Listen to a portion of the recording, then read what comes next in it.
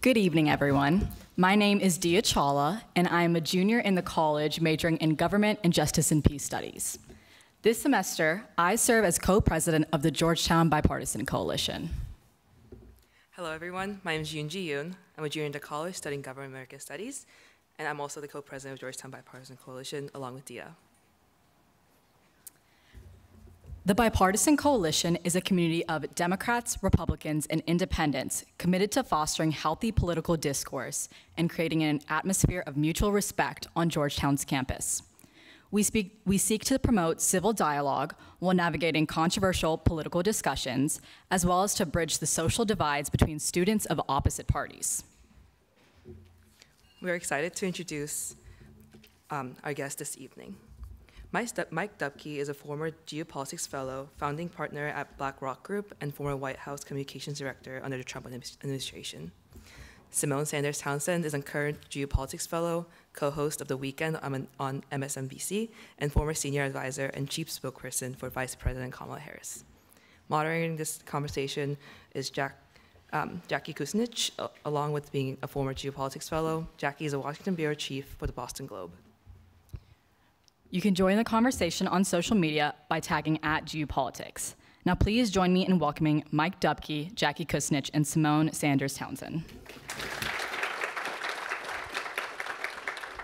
Well, thank you guys. And first, I just want to thank you for having us and me. It is always so nice to be back at Georgetown and be in a community where ideas can be exchanged respectfully, no matter whether you disagree or not. It is truly refreshing given everything that's going on in politics and in the country right now. So I thank you, and I've been looking forward to this, guys.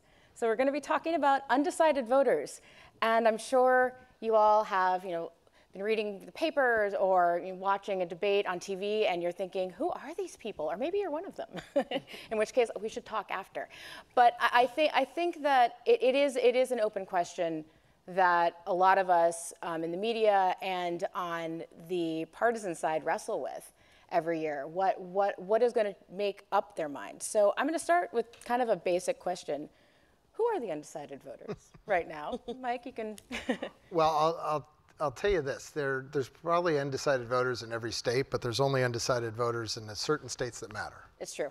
So we can. I guarantee you Oregon's got some undecided voters, but I don't care about them. Unless they're in Oregon 5, very competitive congressional race. Yes, but if we're talking presidential, correct, I don't care. We're looking at Wisconsin, we're looking at Michigan, we're looking at Pennsylvania, and then through I call it the Southern Smile, the North Carolina, Georgia, Arizona, and Nevada. And these are the people that every campaign, both campaigns, are desperately struggling to figure out who they are, why they are, what can we do to turn them out, or what can we do? Sometimes I think, what can we do to discuss them so much that they don't turn out, so only the base votes, which is also a strategy.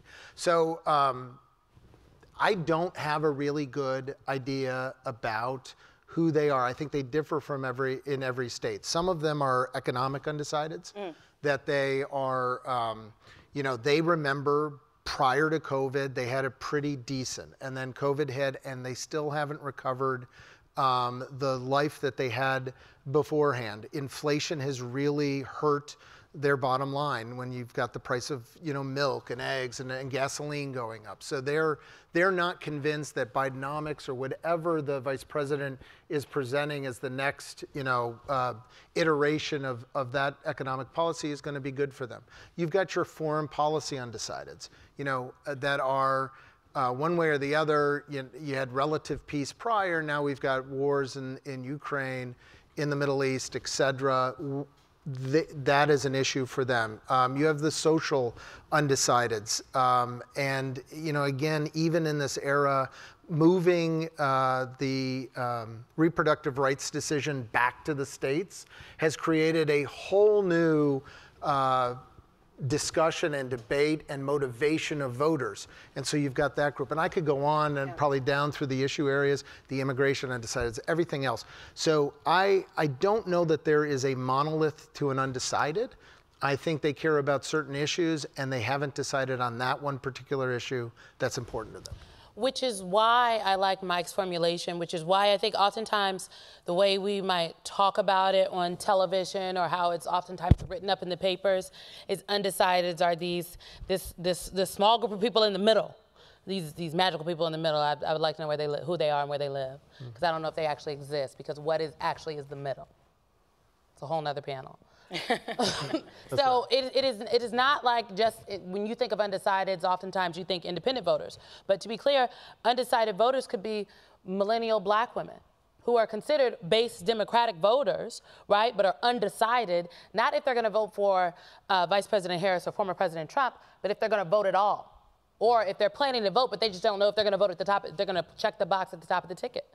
And so the issue areas, I think, for a lot of people are what has put them in the undecided camp. But for some folks, I mean, I've been working on a project at work at MSNBC about looking at black women voters specifically, the range. And there were some young women that we spoke to that said, I just don't think my vote matters. And this, the two of these young ladies, one of them lived in Georgia previously, now she lives in North Carolina. She said, I voted in 2016. They told me that was and Hillary Clinton won the popular vote, but she didn't win the election. She was like, so I actually don't think my vote matters. And I was just like, oh, well, this is rough. So undecideds are people who, they are not a monolith, and there is not one particular way in which to describe them. There are many people who are undecided for many different reasons, which is why the next 49 days, every single day counts and is critical. Because right now, today, people have started voting in Pennsylvania. By the end of the month, in additional battleground states, people will be casting ballots. In Michigan, early voting starts 40 days before Election Day. That's the end of September. How much, you covered a lot of the questions I was going to ask, so I'm going to reformat in my head. You know, if we can stump the moderator, that is always a good... Never. We're doing our job right. That's why you got comms people that do this part. I was told this wouldn't be hard. No, so you said a couple things in there that I thought were really interesting. How many undecided voters are actually Trump voters who just need, or Harris voters, newly Harris voters, used to be Biden voters, who just need a permission structure to vote how they were going to vote anyway? Because I've noticed this in a lot of stories, and honestly, to some of the undecided voters that we've spoken to, they're like, yeah, I voted for Trump twice, but I don't know this time. And is how much is that out there versus the other undecided voter? I will just put them in a different bucket.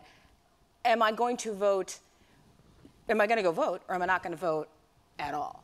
Which is not, you're not trying to decide between two candidates. You're deciding between action or inaction. Yeah, between, as some people like to say, the couch or the ballot box. I just think on the people that are like, oh, I voted for Trump twice, but now I don't know. I actually think that's a function of what we saw in some of the polling in 2015, 2016, where people were supporting Trump. They didn't want to tell the pollster. So now I think there are still people that support former President Trump, but maybe they don't want to tell a reporter that's asking them. You know, they don't want to tell, you know what I'm saying? So I just think that some of that could be showing up. And I do think that's some of it. I also think there's some people that maybe, to your other point about, you know, some people that you just, we don't care what y'all do if y'all not voting, just don't go. Yeah. The Republican voters who maybe before were saying, I can't vote for Trump, but I'm not voting for Biden. And now they're saying, I can't vote for Trump, actual Republicans, but I don't know if I'm not voting for Kamala Harris. I'm just going to write in somebody's name. Now, with some of the just unorthodox, crazy talk that's happening out there, now they're like, well, maybe I am going to vote for Kamala Harris. Okay, that's a voter that was not a Kamala Harris voter before. That's not someone that is counting against Trump because they weren't going to the polls. It was like, we're fine. You're not going to vote. Don't vote for anybody. Now those are people, and I think they've seen that in some of the numbers that the Harris campaign has now, that internally that they've seen some people saying, well, maybe I might vote for Kamala. Look at Dick Cheney. I know, I love that Dick Cheney is now a hero of the left. Just for the next 49 days. Yeah. You know, they're gonna turn back on him by Christmas. I mean, listen, I love the Dark Lord. I think he's a great I'm going to take your question in a slightly different direction, only in that I agree with what you're saying in terms of who they are. But I do want to focus on one thing that you talked about with the early voting starting end of September, early October in a lot of states. I think these undecided voters are going to break late. So we can talk about all this early voting, and we're going to make sure both of the campaigns are going to make sure they get their people out as early as possible, especially on the Democratic side. And the Republican side, you know, against the candidates' wishes, they're going to go and try to get and turn out early votes. So you want to bank your base at the very beginning. But I think these undecided voters are going to be the ones that decide in the last 2 weeks. So we've got 49, 50, 51 days left in the campaign. But it's really going to be that last 2 weeks of the campaign where I think the majority of the undecideds are actually going to make their decision. And in which so in your previous campaigns, what did you find to be the deciding factor? And I know the issue set is different, but is it they finally, you know, get the answer they want watching? Because the debate really didn't seem to change a lot of minds. No, and they don't. I mean, empirically, Donald Trump, except for June, if you look at the polling numbers, lost every debate he's ever been in on the presidential level. If you just look at the polls afterwards, not the spin and everything, but just the polls of what folks thought, he lost every debate except for June. And it didn't matter. He got, you know, elected in 2016, and you know, it was a competitive race in 2020. So I don't think the debate matters. I think it is, and it is going to be something that they hear. Maybe it is, okay, I've decided this is going to come down. I can't stand the rhetoric from this candidate or that candidate, but I really do care about bringing prices down or sticking it to China or whatever that little thing may be for that one undecided voter. That's what they're going to hang their hat on. And that's what makes it so difficult from a campaign's perspective. Sorry, didn't mean to punch my microphone. You're really passionate. I'm going to make this point. I think that's what makes it very difficult for the campaigns, because there's not a message, there's not a television ad, there's not a mail piece, there's not a phone call necessarily, unless you've got, you know, stupendous micro-targeting that you can send to that voter and say, I know you're this one issue voter, and here's where we stand on this, and solidify that vote. So I think it's going to be late, and I think it's going to be it's going to be part of the zeitgeist on how they decide. Yeah, because if you're an undecided voter, you're not going to go early vote. You're undecided. So that is why every single day between now and November 5th matters. I think on this point about the debates, I think that the debate mattered for the vice president in the sense that because there was, you know, she wasn't the nominee 2 months ago.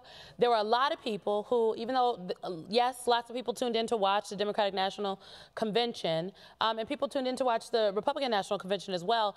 Those are, like, if you're watching the DNC, you're likely a Democrat, okay? If you're watching the RNC on TV, you're likely a Republican, and it's quite active. People who tune into debates are a little different. Or if you watch both, you probably go to Georgetown University. Georgetown, yes. Yeah, okay. Or you're a pundit on cable news. Exactly. You know, there you go. The debate is just a different stage and there were a lot of people that if you talk to voters that might be considered a base Democratic voter, if you will, who are saying, I don't know much about the vice president. I don't know what they're saying. I don't know her. I don't know her values. I'm not familiar with her. I haven't been following her as closely. And so the debate was the largest stage that she was going to have between now and the election to introduce herself, if you will, to the national stage to talk about the kind of administration she would have, right? She made lots of direct appeals to some of these undecided voter camps. There were some direct appeals to moderate Republicans. There was some question about January 6th, and then she's like, if that was too much for you, there is space for you. That's a rehearsed line. You can see that's a line. Like, those are some of the things, because you are trying to appeal to these different people in the lead up to Election Day. So look, I think that people seeing the candidates matters to them, which is why them being in the states will make a difference. My question is, what does the travel schedule look like between now and Election Day? And I know everybody likes to do these big rallies, but I think that the retail and the lack of concentrated retail and town halls that we have not seen, I think those are things that could make a difference for some of these voters, but I don't know if we're going to see them. So, talking about the conventions, Michelle Obama had this line in her speech, and it was, "Don't complain if no one from the campaign has specifically reached out to you or asked for your support.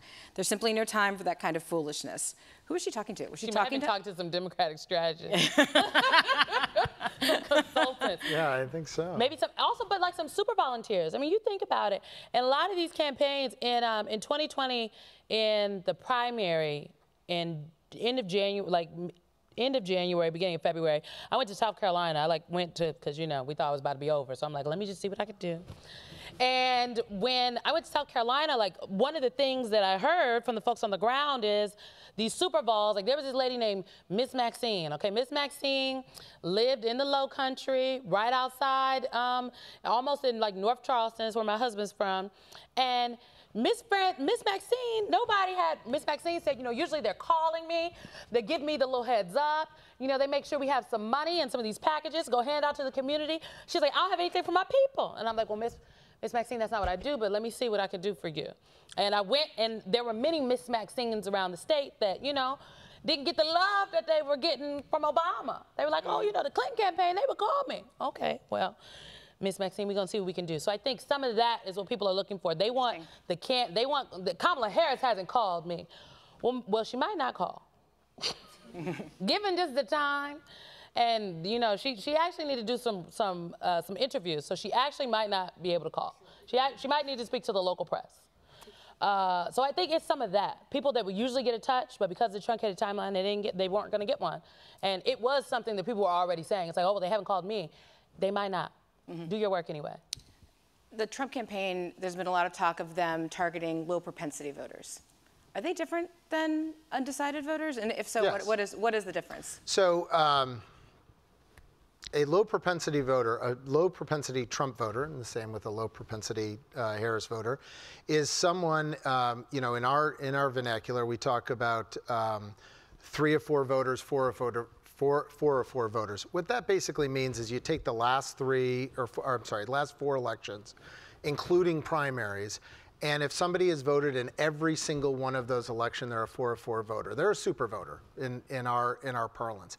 If you're a 1 of 4 voter, that means you didn't vote in both presidential campaigns over the last 8 years. You voted in one. You're a low propensity voter, but all of your other interests line up with our types of supporters. So you go after those low propensity voters if you feel like turning them out is going to be enough to move the needle. So one thing, and I'll just kind of quickly do this little analysis here. A lot of folks on television are going, why is Trump not appealing to the middle? Why does he keep playing to the base? Part of this, I think, is they've identified these low propensity voters that are Trump voters that generally don't go out. And you've got to create a crisis. People vote because they're scared or out of fear or anger. And if you can make them afraid, or you can make them angry about something, you're more likely to motivate them to go out and vote. Now, this isn't hope. This isn't. They go out for hope, Mike. Exactly. Y'all gotta put some hope in there. There's no hope. There's no hope. This is fear and anger, and I think 2024. Yeah, ladies exactly. And gentlemen. There's no hope. So I think part of the strategy here for low propensity voters, and they do differ from undecided. So they're not undecided. They just don't have the muscle memory of voting. And that's what they're trying to check. They're like, oh, I didn't know, I would have voted if I knew it was election day. Right. And you're like, how do these people exist? They do. They do, because y'all are plugged in, and we're plugged in, but there are people who are just living their everyday lives that, they might have saw the attempted assassination attempt in passing on TV or heard it on the radio, but they're really not plugged in. They don't know that we're 50, tomorrow, 49 days out from election day. But if someone reminds them, if they are targeted, if they get the ads, if they get the mailers, if someone is calling them in the immediate days before, these are not people you can rally out now and then think that it'll hold on election day. And this is a voter that you could push to vote early because they are primed. They're not undecided. So you get them to an event where they can, you give them the tools. That's a kind of voter that could vote early. They could cast a mail-in ballot. So is that what the celebrity endorsement, for example, is that more aimed toward the ones that aren't rallying the base and whatnot? The celebrity endorsements, I feel. Look, nobody is going to go vote because Beyonce or Taylor Swift told them to vote. I don't think. I think that what it does is, well, the people are going to visit. They might register. if given the link and the opportunity, again, putting the information in front of them. The nearly 4,000, about 4,000 people that registered to vote at the link that Taylor, at vote.gov. Taylor Swift posted it on her Instagram account, put the link in her bio, and the government said about 4,000 people clicked on that link. That is directly putting, again, it's putting the resources right in front of the people, and they clicked on it. We don't know if they registered to vote yet. One could argue that maybe half or 1/4 of those people registered to vote, but that is engagement that would not have happened without Taylor Swift right there on that. So yes, people are there, but that Taylor Swift's endorsement to me says does not mean people are definitely going to go vote. It does say, though, that people that, oh, I listen to you, I know that you listen to me, and I'm voting for X. And it's like, I listen to you. You know that I listen to you. You're voting for X. Maybe I need to take a look at X. It is a different kind of targeting, if you will. And I do think that people using their platforms, it is a different kind of permission structure. And that's what celebrity endorsements can do. They bring excitement, and they can also bring a permission structure for people to throw their support in one camp or another. And it just makes, like, it's exciting. And also, I might show up if I'm gonna see Beyonce. I'm not gonna lie. MSNBC was like, we need you in New York on Thursday, all election week. And I'm like, I'm calling my mentor who's the chair of the convention. I said, now is Beyonce coming? Because I'm gonna fight to be in Chicago if Beyonce is coming. She's like, Beyonce is not coming. I'm like, they say Beyonce's coming. I need to know if I need to try to be live from Chicago for Beyonce. Maybe lots of people like me, I don't know. How important is, there's also a lot of talk about offices, various campaign offices that are opened in swing states, and the ground operation. Does that target undecided voters, or is this about getting out the base? Is this about, I mean, what, because in terms of like, I'm trying to get to like, they can't be this much of an enigma, right? So how do they make that last, is it because someone came to their door? Is it? It could be. It can be anything. Yeah. It could be. It literally could be any engagement. It could be anything. I know people from 2020 who, in the aftermath, said, you know, it was I'll go back to 2019 when Clyburn made the endorsement of Biden in the South Carolina primary. There were people whom we had spoken to prior to that and earlier in that week that said, they didn't know who they were going to vote for. They want to know what Mr. Clyburn is going to say. And then after his endorsement event, they said, I am voting for Joe Biden. I saw Clyburn with Biden, and he said he's supporting him. So, like, that made a difference for them because in South Carolina, for Democratic voters, Clyburn is somebody they look to. So that endorsement event made a difference. One could argue without the endorsement event and the public thing there I think he still would have won, but would he have won such a large margin? Well, I mean, look, they are an enigma, and if they weren't, we wouldn't be talking about them. That's true. It really is and it changes from election to election. So they're different groups. I think there's less undecided voters this cycle than probably we've had in the past. I mean, if you think about it, it's very rare in our history that we've had the same candidate for 3 election cycles. That has actually been you've had people run and lose the primary, then run again. But to have somebody that is in 3 election cycles is unusual. So there was fatigue there. There was fatigue that we saw with Biden, and there was fatigue with that race, that matchup, that rerun. So, you know, the people are motivated for different reasons, and sometimes it's a personal touch, sometimes it's an ad that they saw. And again, I go back to this, fear and anger. Social media and the way that we consume news nowadays really has changed the method by which you communicate with all voters, but really undecided voters from 2016 or 2020. It's a totally different ballgame now. And how you motivate them to actually get them out. I'm shocked by that Taylor Swift number, by the way. It's crazy. So a quarter. In what way? Only 4,000 people registered. She's got to reach. Was it 400,000? Yeah, correct me then, y'all. Oh, 400,000. I'm used to being on TV because they'll just tell me in my ear when what I said was wrong, and I'm like, oh, okay. You know, I got a producer right here being like, that is not. All right, well then that number makes more sense to me. When you say 4,000, I'm like, holy. Because the analysis that I was reading said, well, maybe only 4,000 of these people registered, but even just 4,000, but we don't know. Right. Because we got to wait to see the data. And it's nationwide. It wasn't. And they may not vote. And they may not vote, but at least 400,000 people clicked on the link, which. Right. Again, that's people that wouldn't have clicked, that they didn't click on the link before. They didn't even know the link existed. And that 14-year-old girl discovered she's not eligible to vote. But the millennials, this is the other thing. Can I just say, who are these people? People were on television and papers saying, oh, the Taylor Swift voters are all kids. And I'm like, the Taylor Swift voters are millennial moms, and yes, some Gen Zers, but they're millennials. The oldest millennials are 43 this year. Oh my God. Yes. Yes. We are full-on grown-ups. Yes. I love that there was a gasp from the crowd. They're like, oh, that's a millennial. That's old. Oh, I am they're not old. the older millennials, okay? I am. Mid-millennial. No shade, Jack. No shade. Grandma millennial over here. Mike is like, I am not on the millennial spectrum. Nope. I have a child on the spectrum. Well, see, I'm on the millennial spectrum. Yeah. Older Did you take it a different way? Older millennial, younger millennial. Yes. Well, he also, and the other one went to Georgetown, so they can take it however they want to do. There you go. This panel's gotten out of hand, y'all. So sorry. I think infrastructure in the campaigns, though, does matter. I think campaign infrastructure matters because you can have all the momentum in the world, but like crowds do not equal voters at the ballot box. I worked for Bernie Sanders in 2016.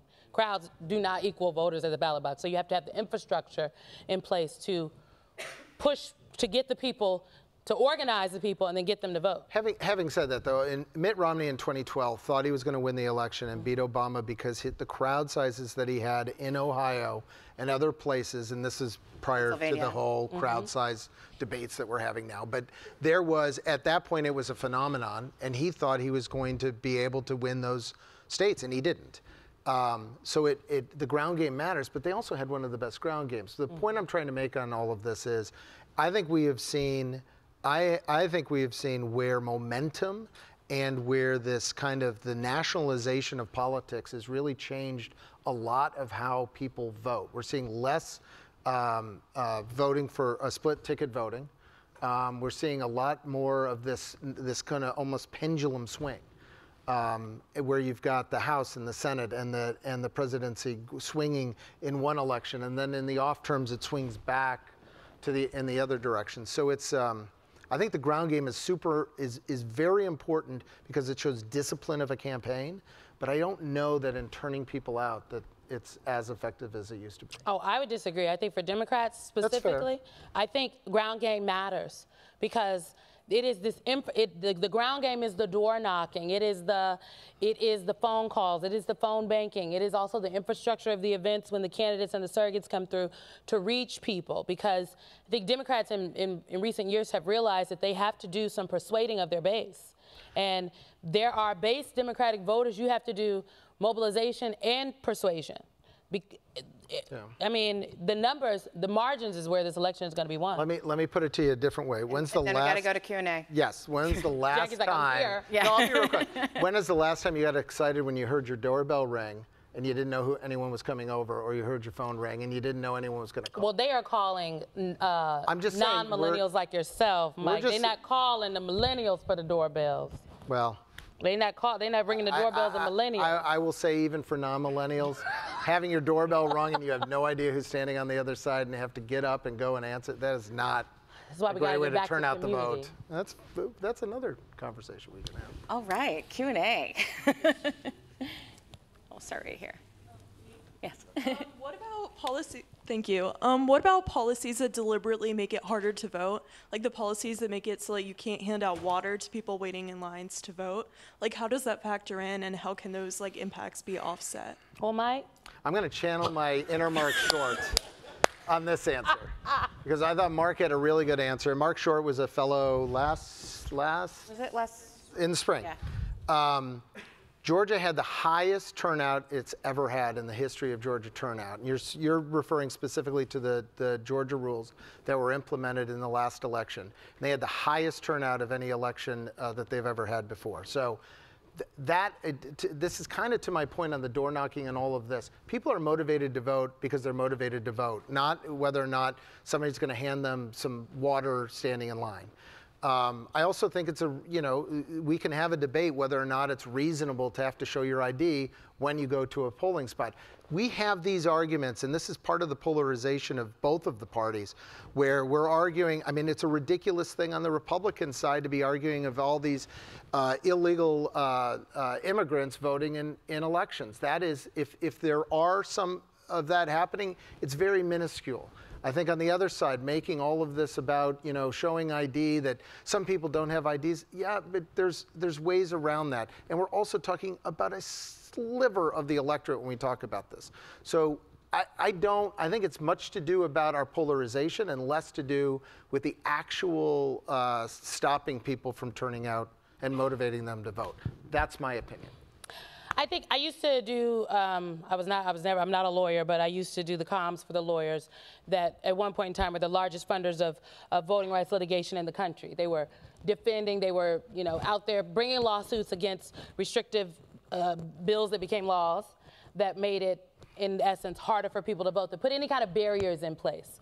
One example was there was a bill in New Hampshire, it was SB 3, and the bill said that your student ID was not a form of ID that would have counted when going to the polls. Yet people could bring you could use your gun ID, your gun card, like there were all these other pieces that that you could use, but you couldn't use your student ID. And people had to be, meaning all the students, because the students went out to vote in record numbers the cycle before in an off year, and the legislature brought legislation that changed that. Well, obviously that is restrictive in some, why can't we use the student ID? We can use it before. Attached to an address. And you could be registered in 2 locations. I could come up with a whole But I have an ID that says I go to Georgetown. Yeah, but that doesn't mean you reside in the District of Columbia. We brought legislation. We brought a lawsuit. And we won, and we beat back the law that said that because it was discriminatory. It was targeting specifically just the people with student IDs who are all students. When all these other pieces, I mean, does your gun license tell you where you live? Yeah, because when you register for a gun, you have to prove your residency. So if you have a New Hampshire gun license, yes. And if I have a Georgetown ID, I'd likely go to Georgetown. So I say that to say, I think the point about... Roslyn. I could live in Roslyn. Just saying. I could live in Roslyn. Just saying. Luckily, we were talking about New Hampshire. And they all live in New Hampshire. What Mike said about Georgia was a good example, but it's true. Yes, they had record turnout. Part of the record turnout was because there was a campaign specifically around the legislation that was passed, that became a law, that was signed into law. So they motivated voters around the issue, saying they are trying to make it harder. Actually, they were saying Brian Kemp is trying to make it harder for you to vote. Come out and vote. So that doesn't mean, though, that there are not restrictive laws in place across the country. And so I do think we do need a more nuanced conversation, because in the aftermath of that election, Stacey Abrams and others went on television and they didn't have good arguments for what Mike said. There's nothing wrong with the fact that there was record turnout. He's right, yes, and there was record turnout because we mobilized people, but that does not mean that the legislation is right or okay.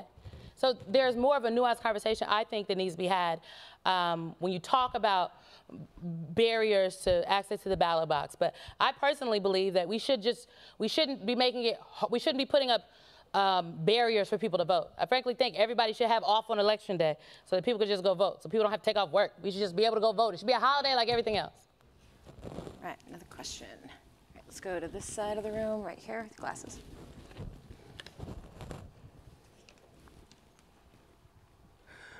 As someone organizing for Harris for youth voter turnout, we are putting a lot of power and effort into surrogacy asks and getting speakers, if that be people from the Hill or celebrities.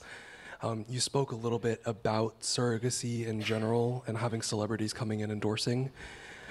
How important is that to keep doing that, to attempt to get undecideds at this point? Like, should we keep reaching out? Like, of course, we're still going to, but like, how important is that surrogacy to come and speak?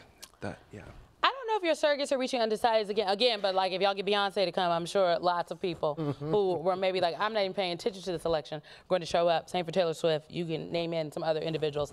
I think surrogates are, look, You want surrogates to be out there when your candidate is not, so that it shows like activity on the campaign trail, momentum. Maybe there are some people that people really like that they're coming to get, but no one is a fulsome stand-in for the candidate themselves. And so I think surrogate operations are important, frankly, but in the weeks leading up to Election Day, the candidate's activity and the time that they are spending and what they are doing is what's most important. Mm-hmm. Yeah, no, totally agree with that. But I will say, look, you should keep doing it. And really, because this is going to be such a close election that any little bit helps. So from that perspective. But I also wouldn't get discouraged if somebody says no. I mean, you just have to keep, the fact that you're gathering folks together, that's the kind of important part of this. And eventually they might say yes. Yeah, absolutely. I'm right here in the blue shirt.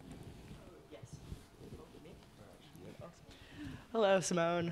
My name is Ben Yohuli, and I'm from Charleston, South Carolina. Okay, and Charleston. Yeah. My husband's actually from Hollywood. Oh, even better. Yes, I love Hollywood. was out there actually like 4 weeks ago. But so my question is, well, I worked on a grassroots congressional campaign this summer, and 4 years ago it was a purple district, and first congressional district, as you might know, and now it's a relatively safe Republican district because it was gerrymandered in the Supreme Court and all that. How do you like motivate voters that have been like recently gerrymandered to go out and vote, right? Because it's like they're in a safe Republic or safe or purple district, and their vote might matter to a, just like that, their vote might not matter. How do you like motivate people like that? If Eric Holder were sitting here, I talked to him recently, and he said that's why redistricting efforts are so important, and that, as all the Democrats need to put energy into redistricting, which is what he's spent his time doing since he left public life. But look, I think people's votes matter across the country. I know some people say, I often talk to people that live in New York, and they're like, my vote doesn't matter. And I'm like, have you seen all the people that work in city government that's turning over their phones and then resigning? I think your vote matters, okay? Who the mayor is matters. Who the governor is matters. Who your state legislator is matters. Who the president is, I think that matters. And in a district like that, I believe in South Carolina there are judges races on the ballot. In South Carolina, the Supreme Court judges are elected. Judges races are on the ballot. I think there are state legislators who are on the ballot, and it was the men in the state legislature, frankly, who voted to take away women's reproductive freedom. The women, even the Republican women, were like, we are not doing this. And then they waited and then they put the pressure on them, and then the men messed the vote up. So I would just say that your vote matters, if you are a Democrat, even in a red district. And I think what's great about America is, frankly, our democracy is a representative democracy that if you work it, it can work for you. And frankly, the thing that the Republican Party apparatus has been very good at and been laser focused on is working it, and it has worked for them. Democrats woke up a couple years ago and decided, well, maybe we should work it too. Perhaps everybody should be paying attention. You can't have an upset without being down in the count and then coming back and showing more motivation. Because laziness also sets in on somebody that thinks they're so far ahead in the points, so far ahead in the vote, that they're not putting up much of a motivation. I can't tell you how many members of Congress are surprised when they've done no fundraising, they didn't put together a campaign, and they didn't put a single ad out there, and they lost in their safe district. So it happens. So, They're super fun to cover. Yeah. I'm not going to lie. What do you think went wrong? Well. Yeah. Talk about the lack of campaigning. Yeah, exactly. Start there. All right. Right here in the blue shirt. Yes. Can I just say it? I don't think I need to. Oh, it's fine. Okay. This is for the people watching at home. Got it. Hi, my name's Sarah. I'm a Gov major. I'm a sophomore. It's good to meet you guys. I'm wondering whether you mentioned that that swing states or that undecided voters are not a monolith, and that some of them are single issue voters, that there might be something that will switch them. Like some of them, maybe there's a group that cares more about abortion or Israel, Gaza, or Russia, Ukraine. I've seen polls that say that people, and I don't know if this extends to that group, I assume that it would, but that people generally across all demographics care most about the economy and that they're going to vote on that. Do you think that the Harris campaign, I might be biased because I'm a Democrat, but I feel like she's done a great job of outlining her economic plan for her opportunity economy, and Trump's vaguely referred to his concept of a plan, but still there seems to be this like misconception that Democrats are always just going to be worse on the economy because they're all about like being generous and all that stuff. So do you think that Democrats or the Harris campaign has time or should invest more in telling those undecided voters about the economic plan, or do you think they're just the misconceptions are going to? Oh, I think she has to. I mean, if you take the last 4 years of the Biden-Harris administration, and this is what, when I talk to friends that are on the Trump campaign, you know, every other word that needs to be coming out of your mouth is Biden-Harris, Biden-Harris, Biden-Harris. And you talk about inflation, and you talk about where, the vice president talks about starting on day one. Well, the problem is she's been there for 3.5 years. So if you can remind those voters, it really subtracts from what she's trying to say, because they've lived the last 3.5 years, and if they're struggling with their economic situation, another 4.5 years of a Harris administration isn't most likely in their brains going to make it better. I think if you wanted to pick, again, we can talk policy, and I'm not a big fan of price controls. The vice president is with what she's talking about with grocery prices. So there's a whole host of things that we can talk about. But yeah, I do think she needs to. Frankly, if I looked at the debate, the takeaway that I thought was most real in the focus groups were the individuals who said, I didn't hear a lot of policy tonight. I heard a lot from both of the candidates about either, their upbringing or, this back and forth. I didn't hear a lot about policy. So if you take anything away from this, I think one thing might be that candidate that can figure out how to talk policy in a way that matters to people right here, right now in the fall of 2024 is going to be the next occupant in the White House. I think she does have to talk more about it, because the Republicans have great communicators like Mike, okay? That just, if you didn't know any better, you'd be like, well, is she for price control? Yes. No. Yes. No, that's not the policy. But they have to, her people didn't explain it well. She did the speech, and then there were lots of op-eds that were written by economists and some reporters that were kind of critical of it. They said that they wanted more detail, and then the campaign didn't explain it well. They didn't send surrogates out on TV or in the papers. They weren't defending it. So then the narrative gets set in. And so I do think that they have to talk about it more. I don't think, though, she needs to put out any more new policy. Okay, you don't need, because you know what? Whatever more you say that it's specific, it might change if you get elected. I think one of the biggest lessons that I took from the Biden campaign is after we won, I think we kind of raised the stakes on what the president was telling people that he was going to do, and not enough education, if you will, or just building in how some of those things get done, to the point where, depending on who you talk to, there are people that will say student debt relief never got done. There are young people that really believe that, when the reality is that there was student debt relief that got done, but it wasn't how Joe Biden said it was going to happen. So I do think she needs to talk more about it. Yes, the economy is important, but for some people, abortion is also an economic issue, right? So I actually don't think that I think there are very few singularly single issue voters. I think that there are people who are undecided or unwavering, if you even will, on the candidates on one of many things, not just for one. For some people, there is maybe one, but I think that group of people is very small. Thank you. Let's go to the blue shirt right behind you. And I'll come back over here. Hi. So this was briefly mentioned. So as a young person in a room full of young people, I think social media plays just like a greater part in all of our lives. So if this community grassroots approach isn't working as well as it used to, what role can and should social media play in swinging voters, I guess, or getting those undecided voters?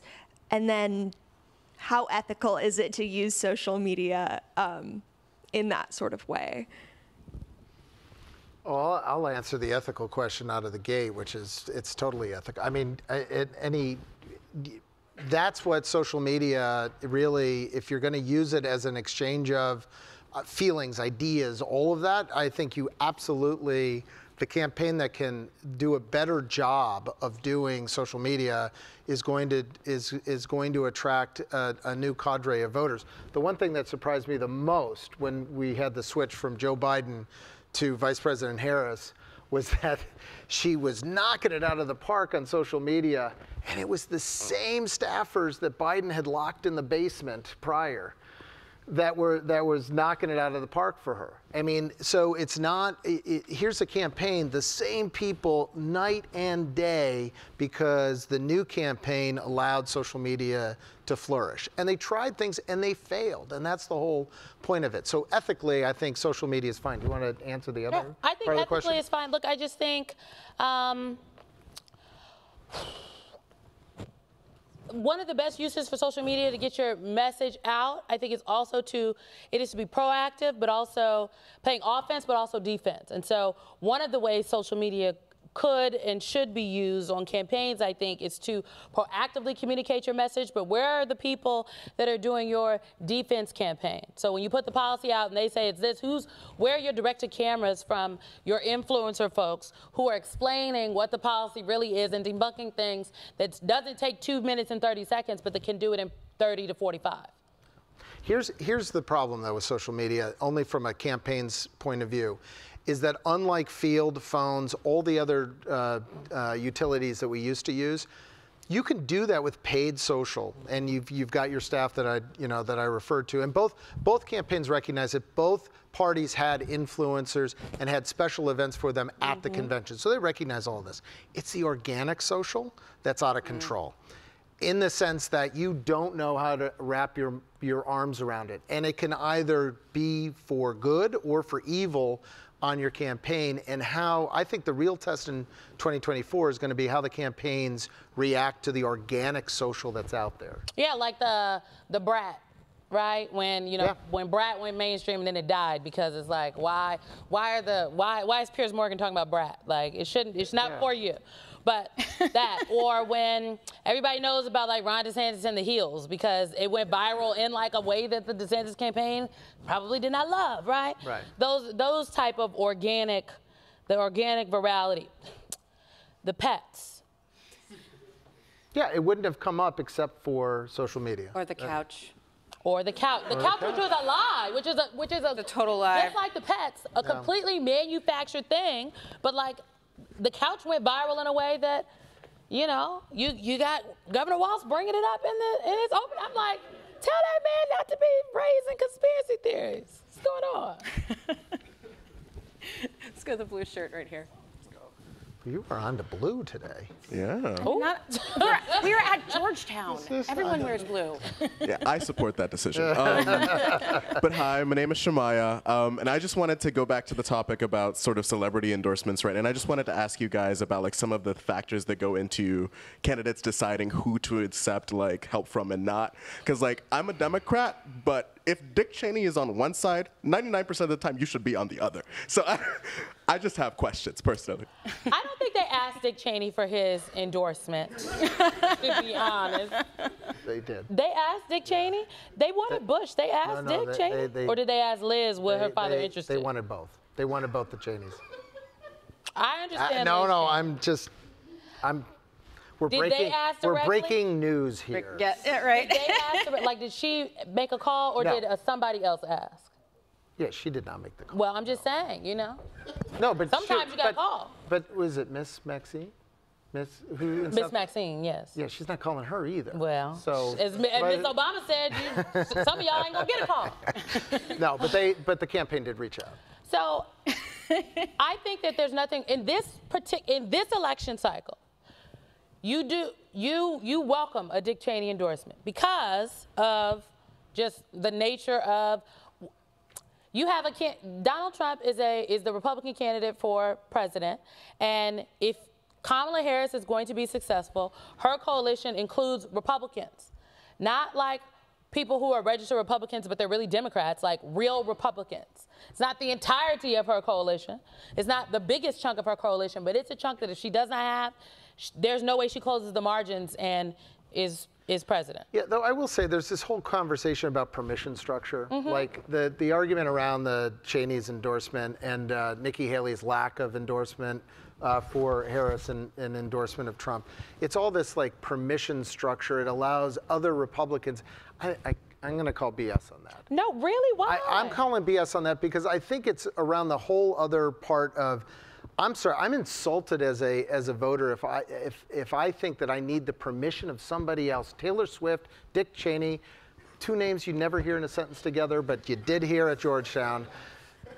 I don't need permission from either one of them to vote for a candidate. I'm slightly insulted by it that became the cable news debate was, oh, he created or Liz created a permission structure. So I just don't buy it. I'm gonna steal some of Jackie's time, but you don't think that there are Republicans? You're stealing their time.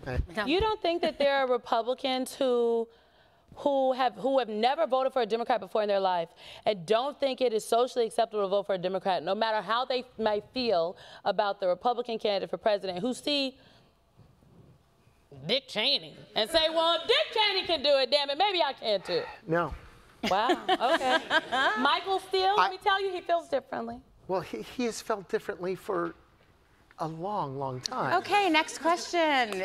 Alabama in the back, because I've been maligned. Thank you. My name's Luke, I'm a sophomore.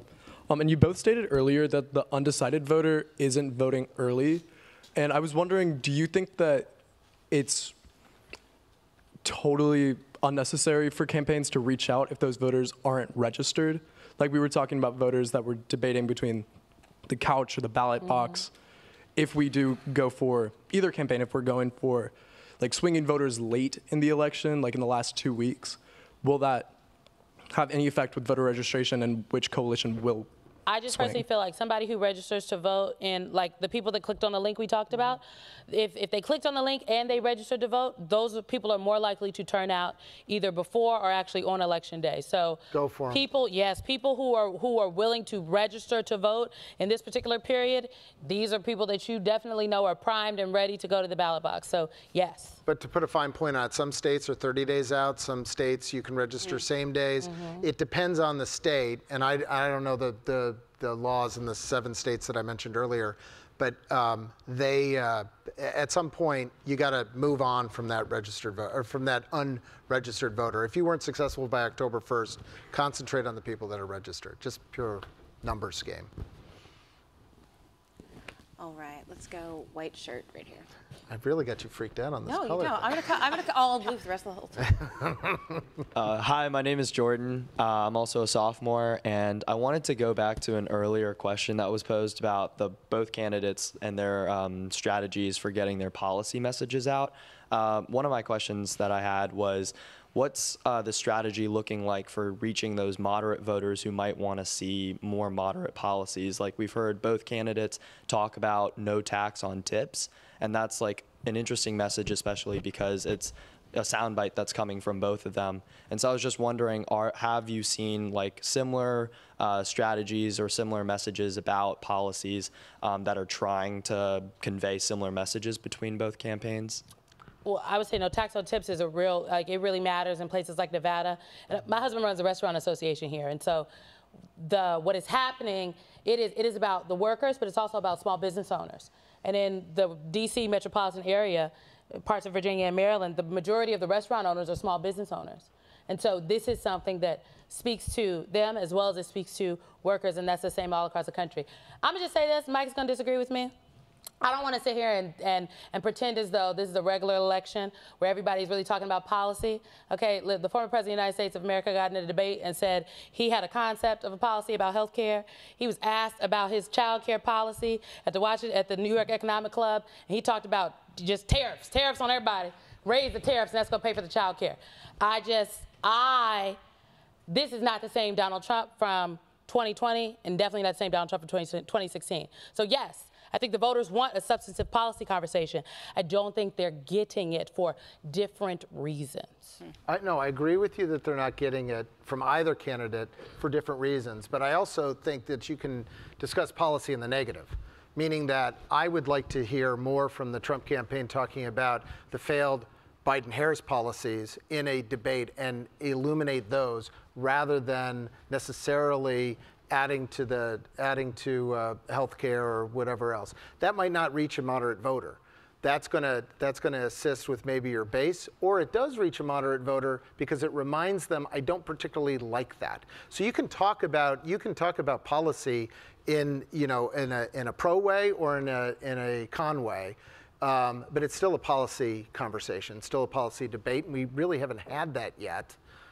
You've had a little bit of that from the Harris campaign going, these failed policies from 4 years ago, because I think she's trying to run as the outsider here and make Trump the incumbent. But that's more of a comms tool that she's using it for rather than just actually talking about policy. Let's go stripes right in here in the middle. Oh, Jesus. Blue stripes. They're doing great. We are at Georgetown. They wear Gray a lot of stripes. blue. So thank you both for all three of you for being here. I have a couple questions about, or it's one question, but about like election night and week in particular. Like, what are things you're going to be looking for to see which way the undecided voters went, like in the last 2 weeks? That's a great question. First of all, I don't think we're going to know on election night. Yeah, which is sad. Yeah, we should be able to know on election night, but we will not. I think it will take a couple of days. Last time it took a week. I think we're on track for a week this time as well. Yeah. California, multiple weeks. Which is just guaranteed. Mm-hmm. Oh, which is crazy. It is totally crazy. I am going to be looking at key congressional districts, not just for the I'm going to look at Nebraska 2. I'm from Nebraska 2, but Nebraska 2 is going to make a difference in this election. Mm-hmm. I'll be looking at, I mentioned Oregon 5. I'm looking at that because the House, I think I want to see how the House races are maybe differing or dovetailing with what's happening in the presidential, with the targets from the various presidential campaigns. I will definitely, we talked about Nevada and the tax on tips. Nevada is going to make a difference. I'll be looking at the Senate race there, as well as obviously your Michigans and your Wisconsins. What happens in the Milwaukee area in Wisconsin, but also what happens in the suburbs. So I'm going to be looking at all of the key congressional races, because those, in my opinion, are good bellwethers for what is going to be happening when it comes to the presidential race. I totally agree with you, but I think on election night, if you're looking, my memory from 2016 is when Michigan fell. Oh, mine was Virginia. Okay. See, we all have different states. But when Michigan went to Trump, it was like, this is game on. I'm not going to bed now. I'm going to stay up and watch the rest of this evening. So there are multiple states. Pennsylvania if Pennsylvania gets called early, this thing's over. I mean, in reality, I think this thing's over. Arizona getting called as early as it did in 2020, really, I think that was the thing that really shook the Trump campaign. I guess the final thing I'm going to say on this, because I see that we need to end here, is it is a shame, and I think both on the left and the right, Republicans, Democrat, agree that it is a shame that with all the changes that we've had in the way people count votes, California especially, but other states are the same now, the fact that we don't know on election night or the next morning really creates an atmosphere for people to question the elections. Mm-hmm. And that is something in terms of, speed. Speed is good for democracy, I think. And I wish a lot of these folks that want to just get it right, make sure that they're not double counting, set those votes aside, but don't set aside all the mail-ins you received from the last 2 weeks aside and count those late. I really have a problem, and it's not just with that, it's absentees. And these election professionals are just taking too long. We're going to end on an agreement. I agree. But I just want to tell everybody out there, part of the reason in all of these states where many states do not count the absentee, the early vote ballots until they can't start counting until election day, and polls close on election day, is because of rules passed by state legislatures. Okay? So America's policy is it's literally made in our state legislatures. So perhaps people should be putting pressure on all the state legislatures across the country to change the rules so that the people can at least know something. Because an election week is absolutely ridiculous. Yep. Thank you both so much. Thank you all for sitting here. Really appreciate it. Thank you, Jackie. For the woman in the white shirt. For the woman in the white shirt. Blue pants. You're a monster. Are we free?